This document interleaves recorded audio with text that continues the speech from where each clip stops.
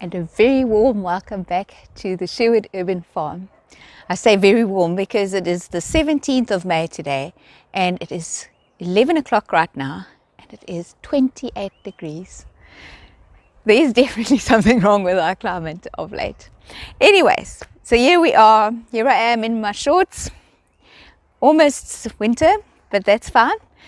And today I wanted to show you how I assemble my, I wouldn't call it an automatic water feeder, or maybe one could, automatic water feeder. Anyways, it is a self-filling water feeder for the chickens. So I had made it a while ago, but it's been leaking out on the sides here. So I have to redo it. So I thought, well, why not just take you along for the ride? And then those of you who have got chickens will be able to make one of these for yourself, because if I can make it, then you can definitely make it as well. Okay, so first things first, what one needs is a gutter, and then you need the sides to close off the gutter. Oh dear, they have some special name, I'm sure of it. And this is just what I did. If you have a look, it has a sort of a foam thing here. And for a regular use of it being a gutter, that would be fine, because then it won't just gush out the water. But if you're wanting it to hold water, then this little foamy thing, which expands when it gets wet, is not going to be sufficient.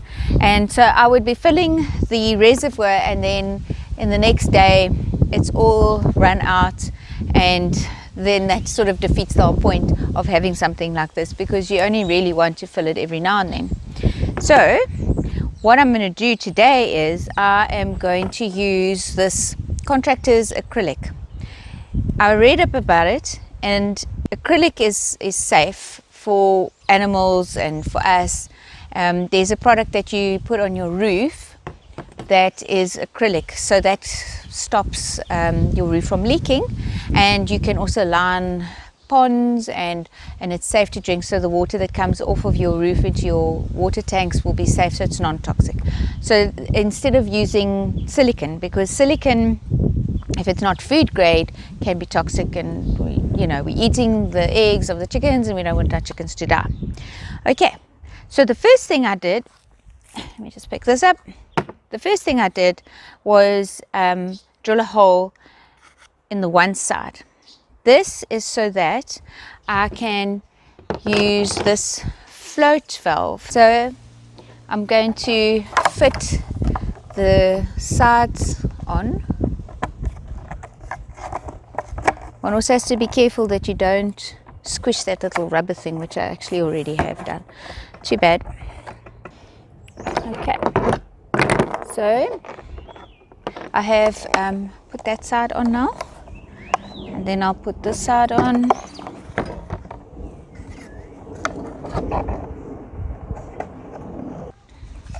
And I'm going to run the acrylic in here.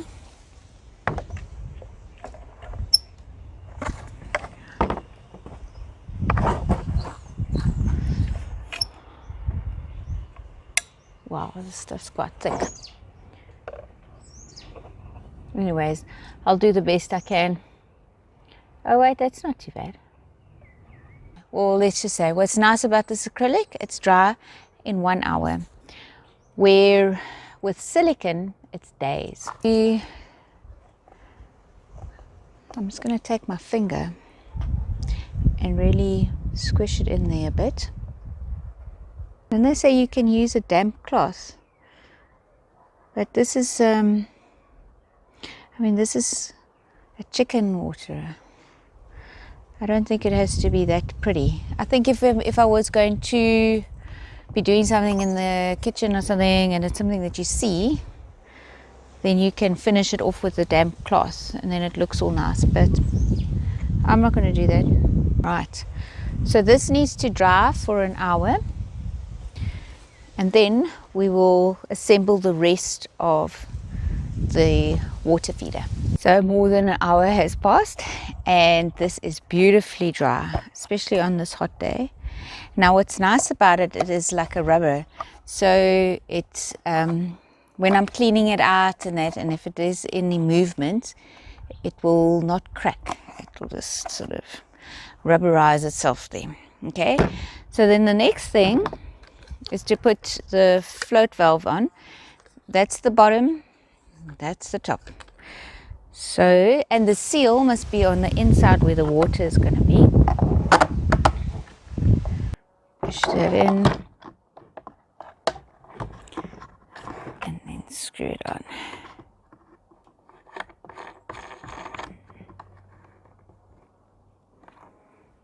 Just going to put that there. I have a shifting spanner just in case, just to make sure it's nice and tight, and then just tighten it.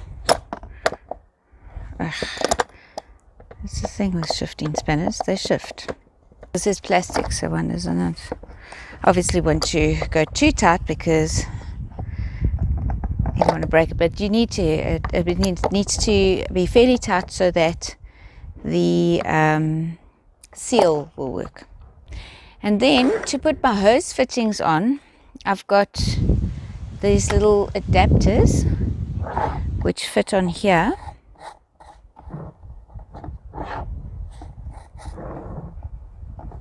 Okay, I'll just screw that on.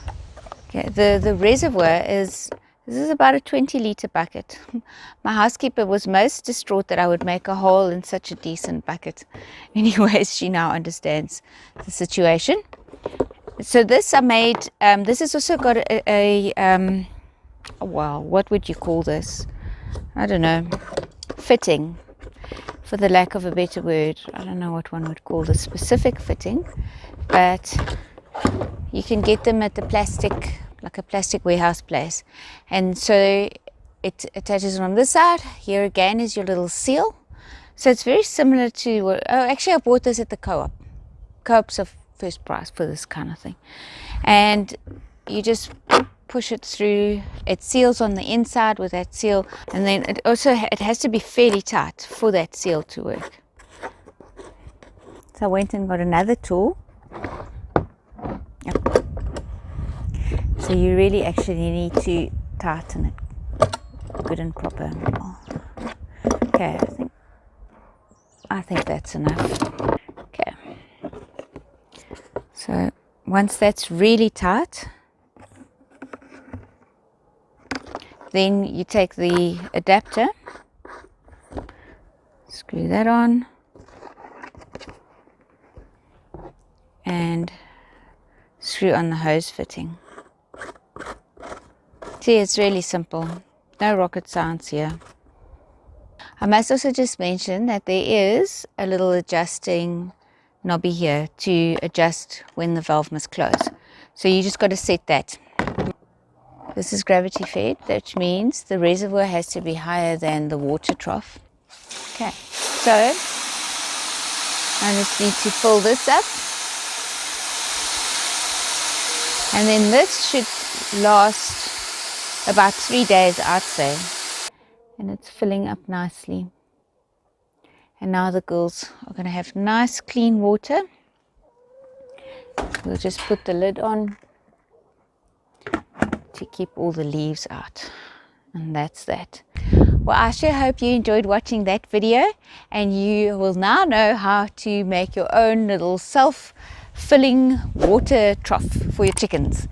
And if you did enjoy that video, please like and subscribe and share with your friends, and have a wonderful day further.